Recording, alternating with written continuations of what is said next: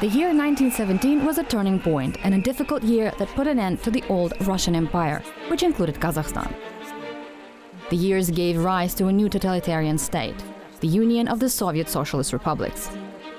Millions of human lives were sacrificed for the sake of the new government. Anything that could challenge it ideologically, including religious affiliation and dissidence, was destroyed.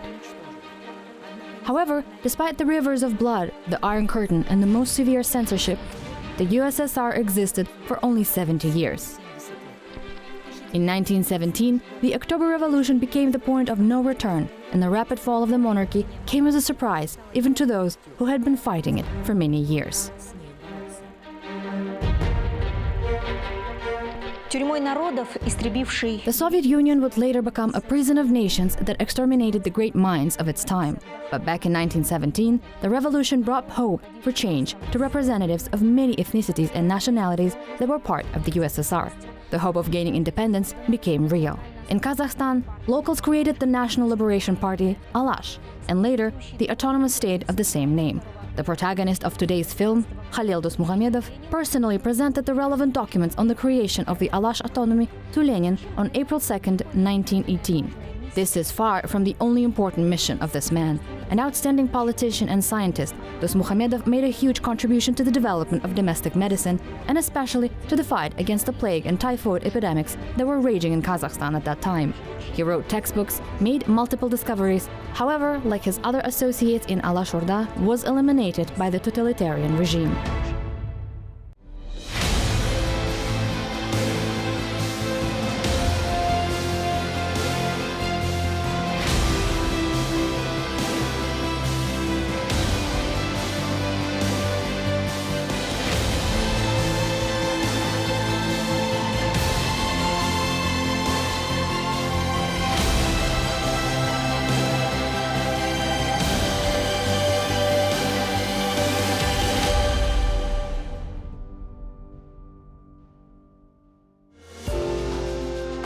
He was born on April 24, 1883 in the Taisogan village, Qazaqstan district of the modern-day Atyrau region, and was the seventh child in a poor but tight-knit family.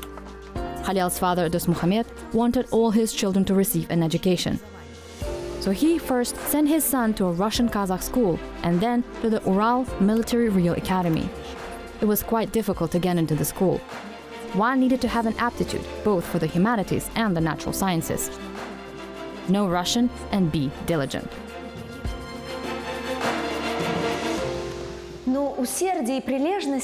Young Khalel had plenty of diligence, as evidenced by documents preserved in the archives. This is his certificate of completion of 6 classes at the Ural Military Academy. There are only 2 Bs in Russian language and arithmetic classes. In other subjects, including German, French, as well as algebra and geometry, he got all A's. And here is another historical document, a special certificate issued to Khalel in the summer of 1903, as a graduate of the additional 7th grade. The certificate allowed Khalel to enroll in any higher education institution without taking any exams. He only needed to pass an interview, and the certificate has straight A's.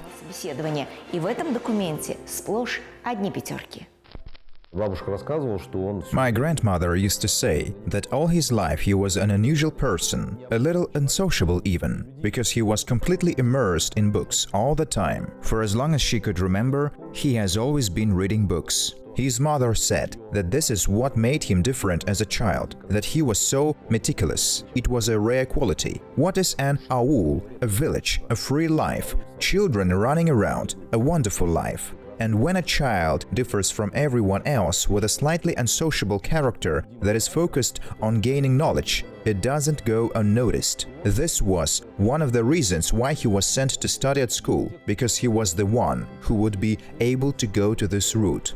It was a very unusual combination of qualities. I think that at that moment it was necessary to make a colossal effort to try to get somewhere, because I don't even know what to compare it with. To go from a village to first a school and then higher education institution, this is truly a set of rare qualities. I think it was this feeling of a strong involvement, very strong motivation. What made him different was his motivation.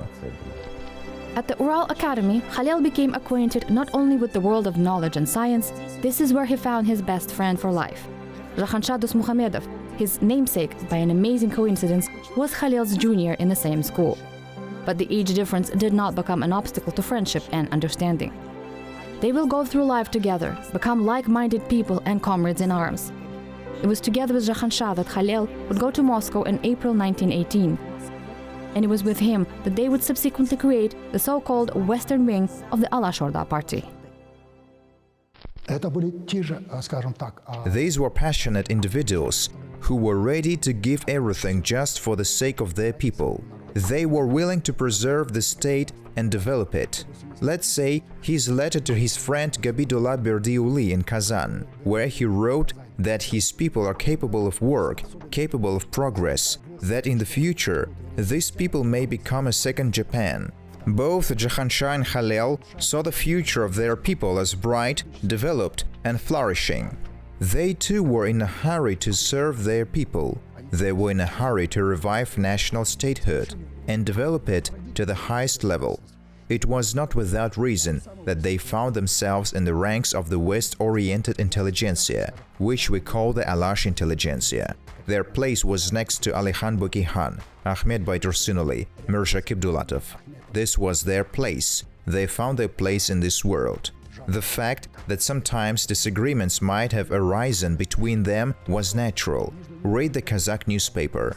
It was on the pages of this newspaper that heated debates took place on the creation of the Kazakh armed forces, on the creation of the state army. They shared their thoughts openly. Alash leaders had heated debates on the pages of the newspaper, and that was natural. It was the most democratic party that first appeared on the territory of modern Kazakhstan. Это было естественно. Это была самая демократическая партия, впервые возникшая на территории современного Казахстана. И они, правительство Алашорда, the Alashorda government and its western wing lasted for 19 months and 3 days. It was not an independent department, but a central one.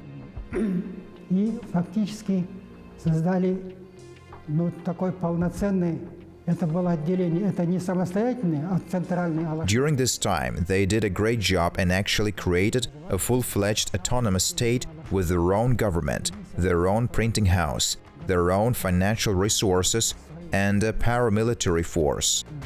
И также своей типографией, своими финансовыми средствами и также военизированное формирование создали. The western wing of the Alashorda was a powerful force, and Khalel and Jahanshah were at its top. However, the Kazakh autonomy and the struggle for independence will occur later. For now, a fresh graduate of the Ural Academy, Khalel Dosmukhamedov, is going through a personal drama. Two of his loved ones, his father and older brother, died from consumption that was raging in his village. For young Khalel, this tragedy became a turning point. He did not just mourn his loved ones, he made the most important decision. He was ready to devote his entire life to the fight against the deathly infection. He decided to become a doctor, to treat people, to snatch them from the clutches of an insidious epidemic. In the late 19th and early 20th century, not only consumption, as tuberculosis was then called, was rampant in Kazakhstan. Cholera, typhus, and smallpox claimed hundreds of thousands of lives.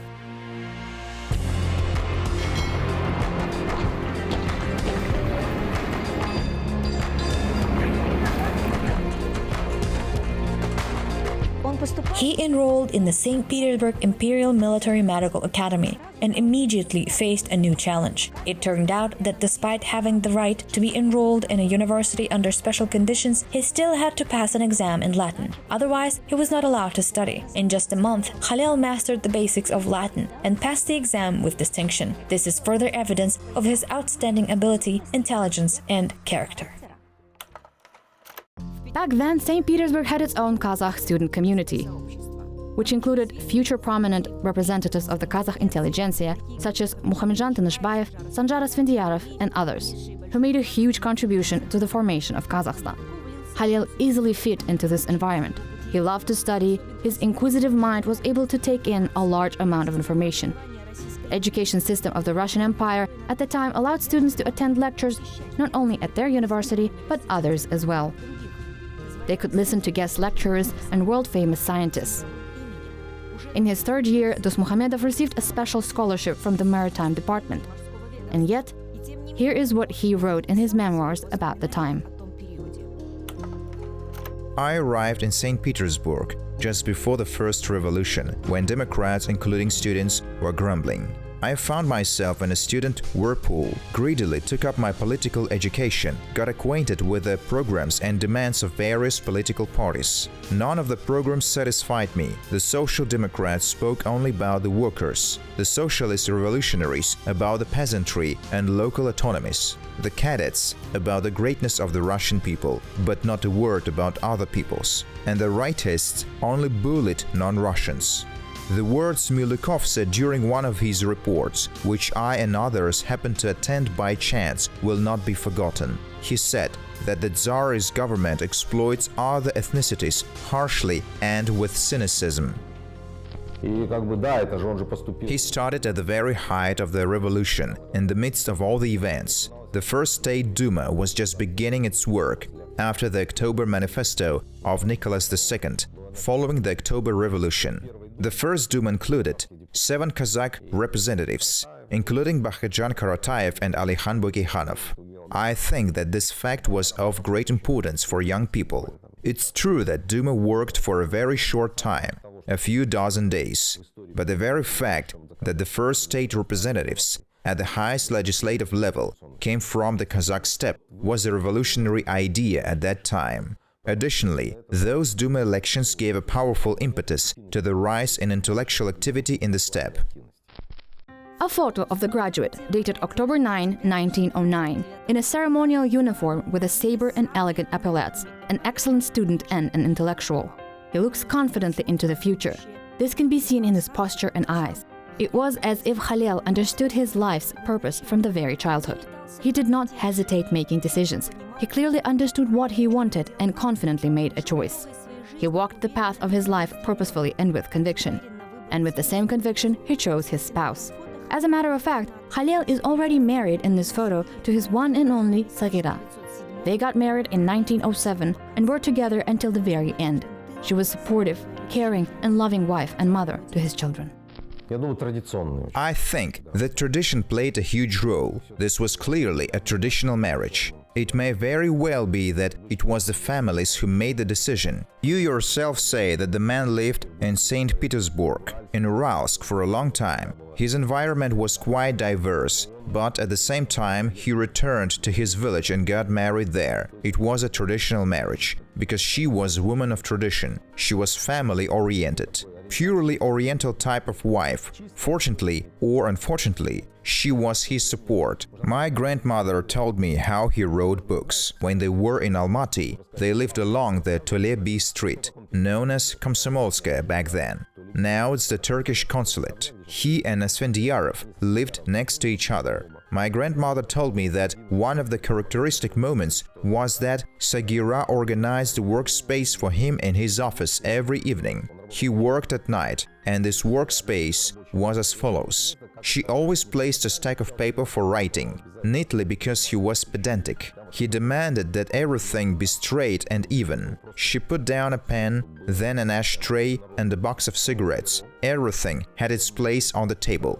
And the most important thing, she told all the children, no running, no coming in, no bothering him. No one was supposed to be there, and everyone was supposed to be quiet. No one knows when he went to bed, but in the morning, when she came to clean the ashtray and the pitcher, there was always a pile of paper with writing. He wrote a lot, probably for his generation. Although he was a doctor, he had a lot of written works. This is also an indicator. She was his support, of course, a powerful support.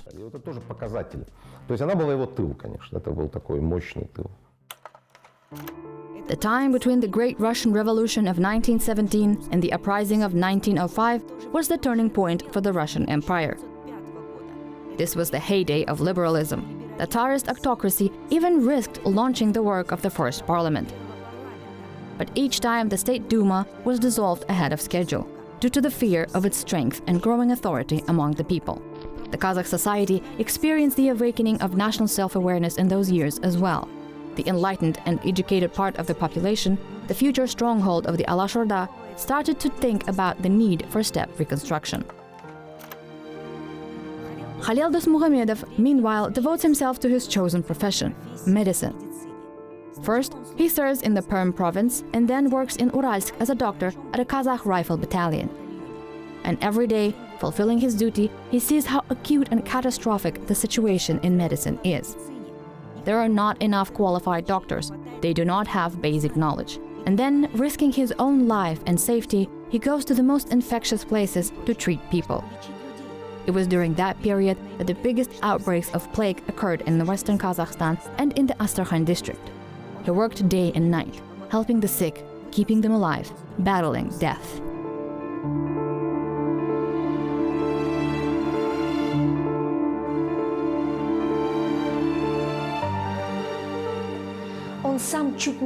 He miraculously survived in that infectious hell. But no matter what, he did not stop working. He kept daily notes and observations in his work notebook. These notes in the future will form the basis of his scientific work on the prevention and control of epidemics. They will help thousands of doctors develop the treatment strategy and save hundreds of thousands of lives.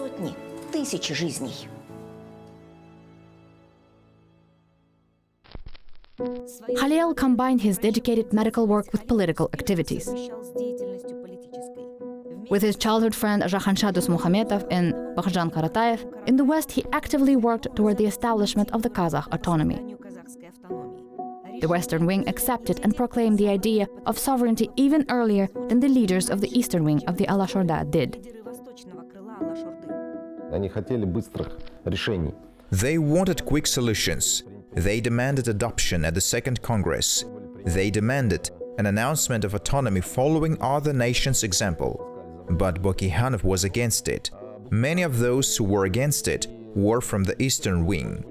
The thing is, Bokhanov said that before declaring autonomy, they must receive the support of the Kazakhs in Turkestan province. But the Turkestan Kazakhs gave an ambiguous assessment of the proposition. Bokhanov said that they must get their support because if they proclaim autonomy without the Turkestan Kazakhs, it will be tricky. And the Westerners said that they must hurry now because the Bolsheviks are in power now. The elections to the Constituent Assembly were nearing, so they needed to announce autonomy before that. They wanted to come to the assembly with an announcement about autonomy.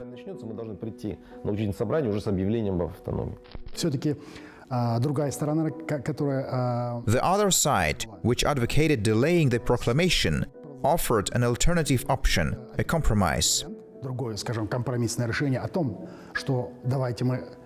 They said that the right to declare the autonomy should belong to the temporary People's Council of Alash Autonomy.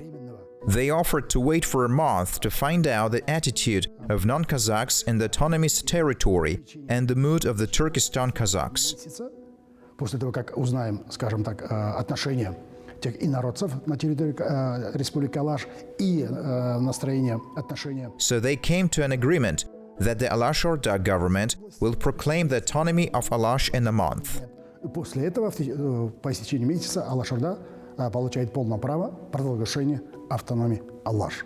После этого соглашения. Later, after the creation of the Alash autonomy, its government needed to clarify why it was called the Alash National Territorial Autonomy and not the Kazakh National Territorial Autonomy. Уже после создания автономии Алаш, в тот момент, почему она называлась? This requires clarification. There were several such national territorial autonomies: Ukrainian, the Caucasian republics, the Bashkirs, Turkestan. They were all called a national territorial autonomy. Национально-территориальная автономия, она Украина, допустим, несколько кавказских республик, тот же Башкирия, Туркестан, они все назывались. They were called that because these state entities were formed on the territory of a given people. Образования были образованы на территории данного народа.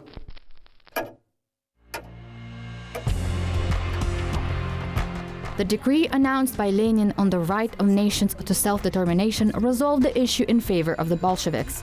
Negotiations with the Bolsheviks were conducted by telephone.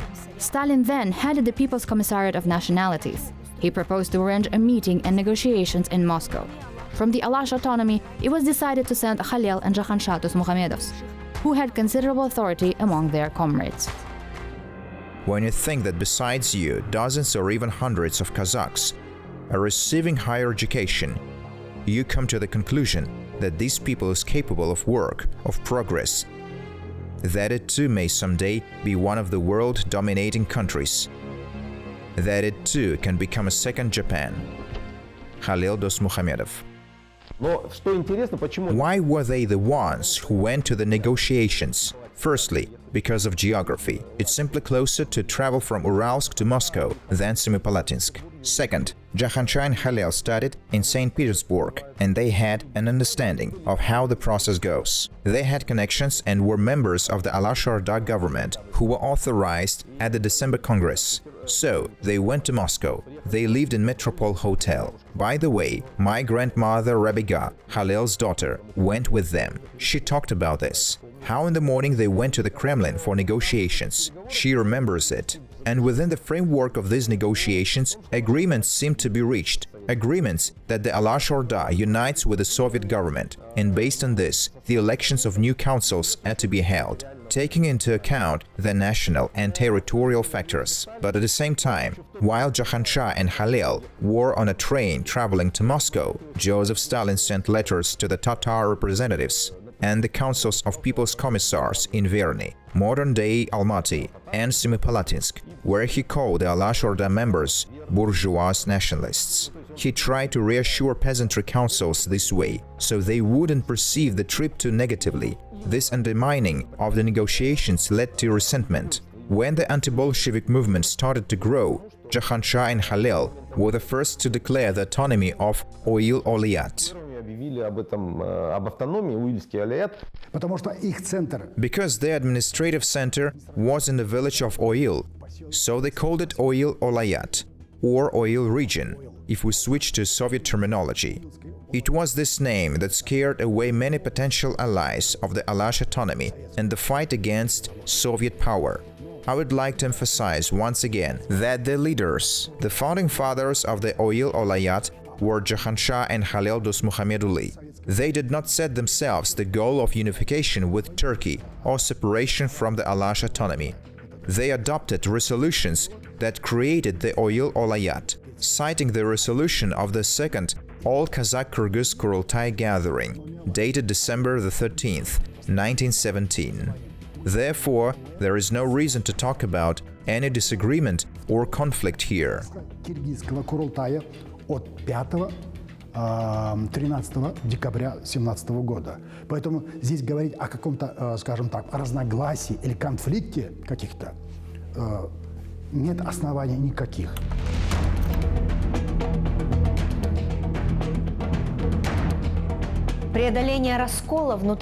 Overcoming the split within Alashorda once again demonstrates that the common goal for them was more important than their own ambitions. In order to achieve the big dream of independence for their people, they were ready to compromise and take other arguments into account. Self-sacrifice, sincerity, nobility, and honesty. These qualities were inherent not only in the protagonist of the film, but in all of the figures of Alash. They proved this with their life and deaths. The same cannot be said about the leaders of the Bolshevik Party, who first declared an amnesty to all ideological opponents, achieved their goals, and then treacherously began large-scale destruction of competitors. In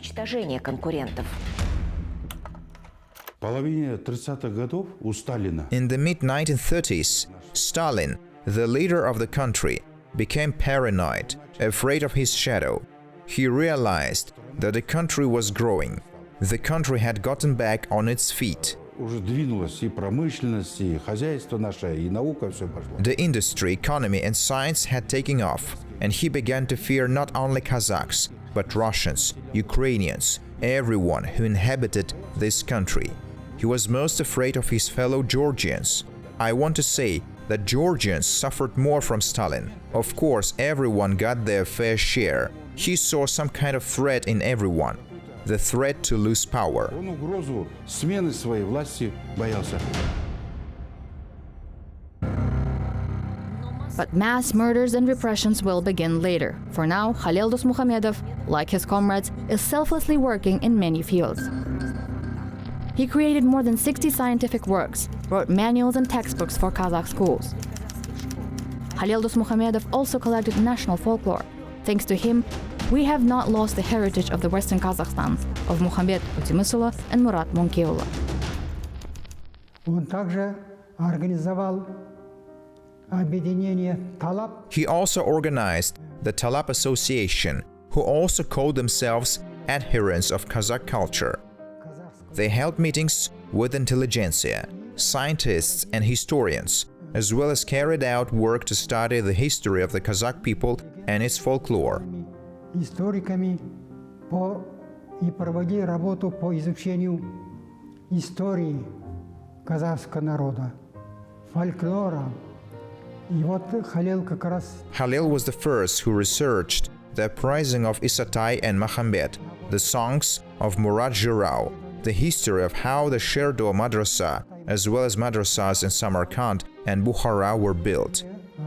о истории создания медресе Ширдор в Самарканде и Тиллякаи в Самарканде, а также Бухаре, тоже медресе, оказывается, они были... Who do you think built them?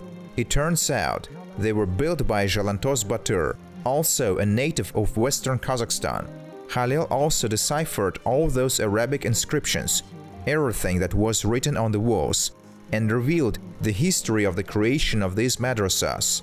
In addition, the range of his scientific interests was so wide that he, for example, wrote a work on synharmoniousness of the Kazakh language for the first time in Kazakh philology. Труд «Сингармонизм казахского языка». Это впервые казахской филологии. He was all in his work. Having joined the Commission for Educational Affairs, he participated in the creation of the first domestic university, the Kazakh State University. He was the first vice-rector of this university. This is when they were giving this house on Telebi Street, in which he and Sanjar Svendiarov lived, this big mansion for two families. This was a very important stage in the development of education system. Today, it's the Almaty Pedagogical University, but back then it was this attempt to create the first educational institution on the territory of Almaty. But this is when the situation in the USSR changed as a whole, because before 1929, the Soviet Union had this new economic policy, which is basically capitalism with elements of state planning. But this was not enough for the Soviet government, because it is difficult to organize a market economy.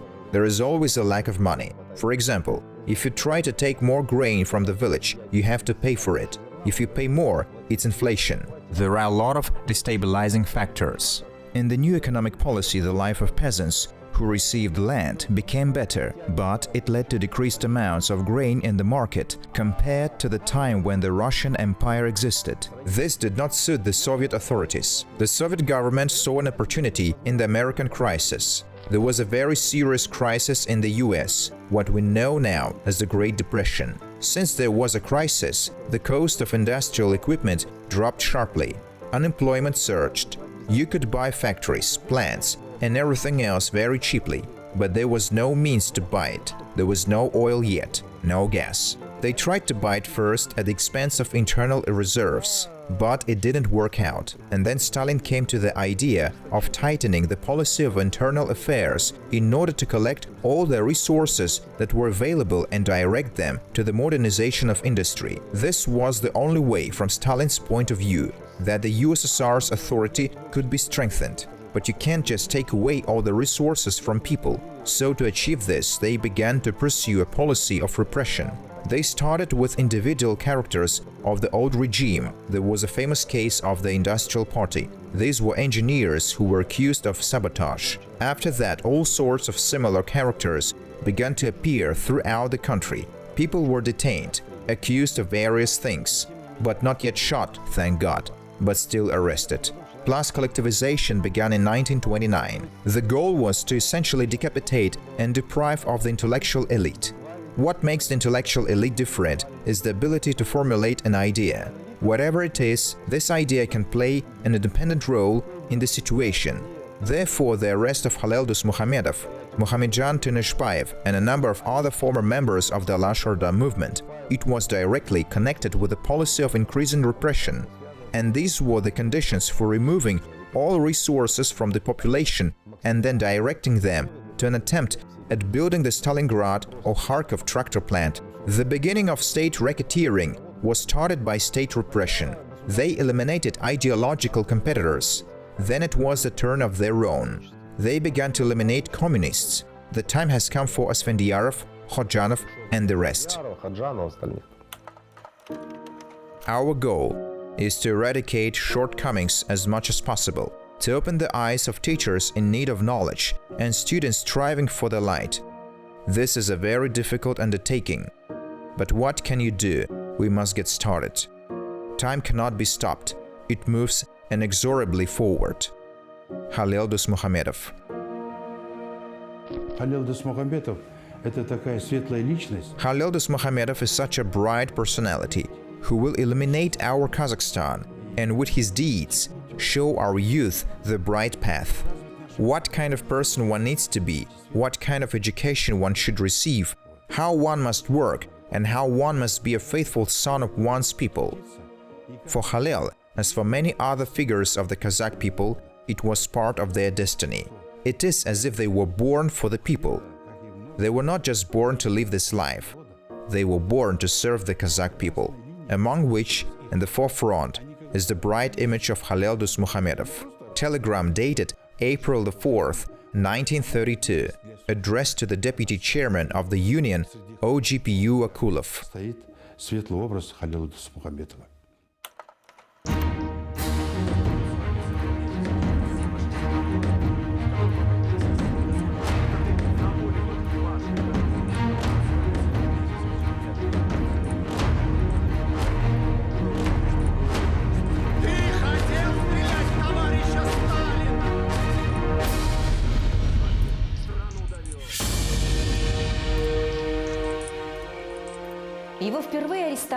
He was first arrested in September 1930. A campaign against the so-called Kazakh nationalists began.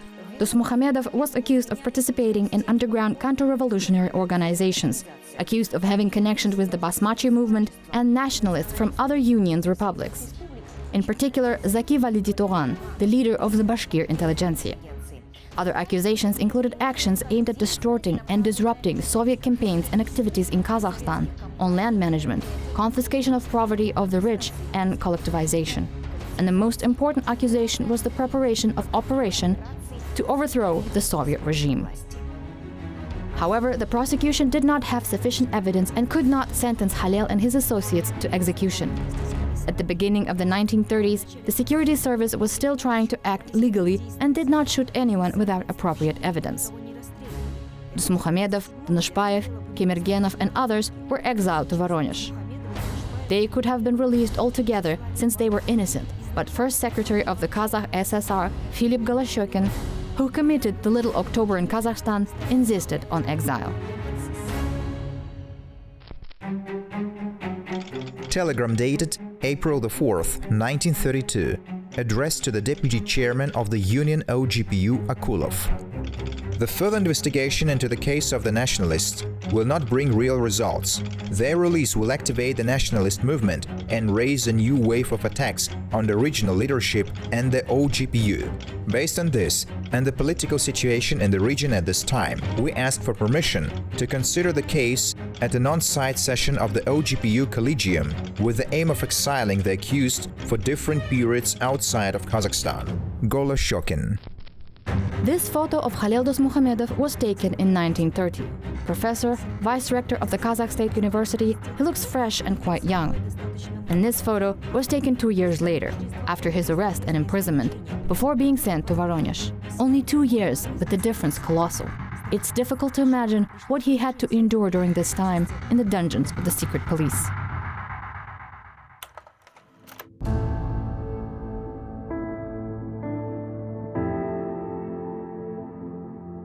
Khalel was deported to Voronezh along with his entire family for a period of 5 years. He worked wherever he could, as a local doctor, a doctor in kindergarten. He worked part-times in laboratories, all to provide for his wife and children. At the end of his exile, he could not return to his homeland. The risk of rearrest was too great. It was as if he felt that he would not be left alone and wanted to be close to his wife and children. He was right. Dosmukhamedov's exile ended in 1937. In 1938, they came for him again, to take him away from his family and friends, from his wife and children, and away from the people forever.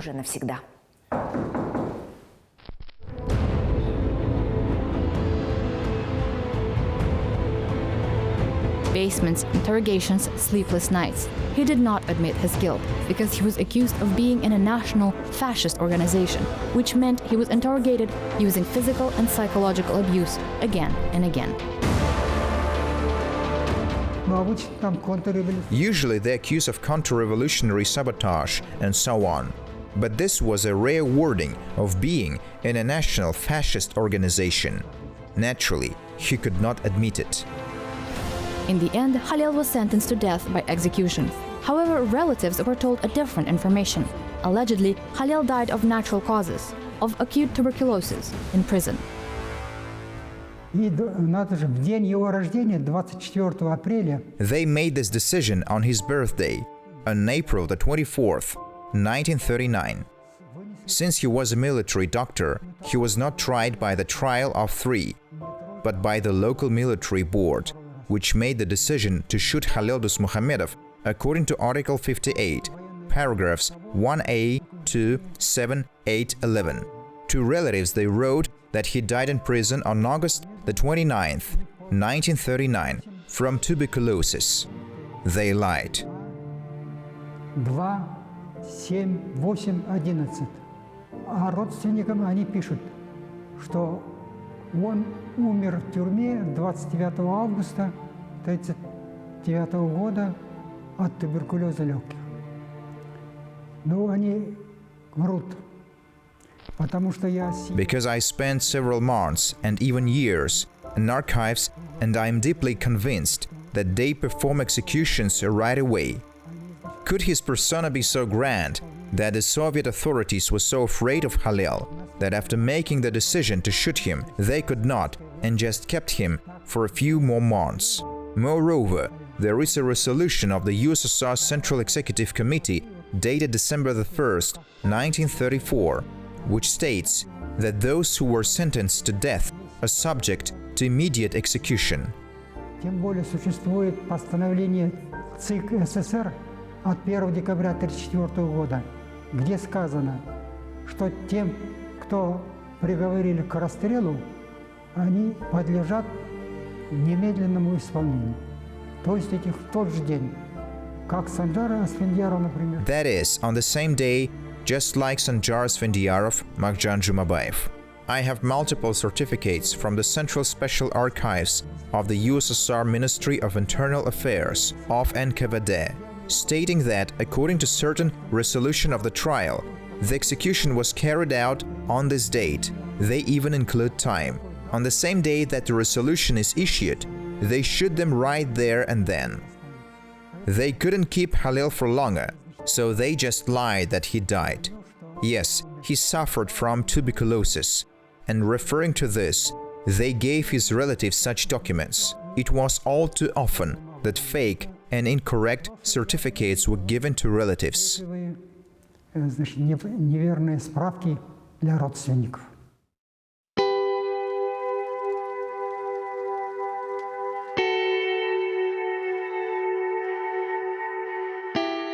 Khalel Dosmukhamedov was only 56 years old at the time of his death. He was in the prime of his life and could still do a lot for his country and people. But unfortunately, he fell victim to a dishonest system that was unable to appreciate the work, talents, or potential of enlightened people. They were exterminated, and to this day we do not know the exact location of their burial. According to historians, most likely they found their last refuge in one of the mass graves near Almaty.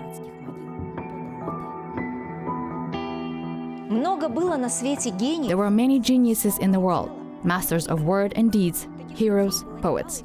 There were many such people among our Kazakhs. The ability to honor persons who served their people and contributed to their wealth with their labor is a sign of statehood. This quote from Khalel Dosmukhamedov characterizes himself, a man who made a huge contribution to the formation of our statehood, who devoted himself entirely to serving his homeland, leaving behind a huge legacy and an example of true patriotism. He passed away slandered, like his comrades, like hundreds of thousands of innocent people throughout the Soviet Union. But by the decision of the Supreme Court of the Kazakh SSR on January 22, 1958, Khalel Dosmukhamedov was rehabilitated and acquitted due to the lack of corpus delicti in his actions. Был реабилитирован, оправдан за отсутствием в его действиях состава преступления.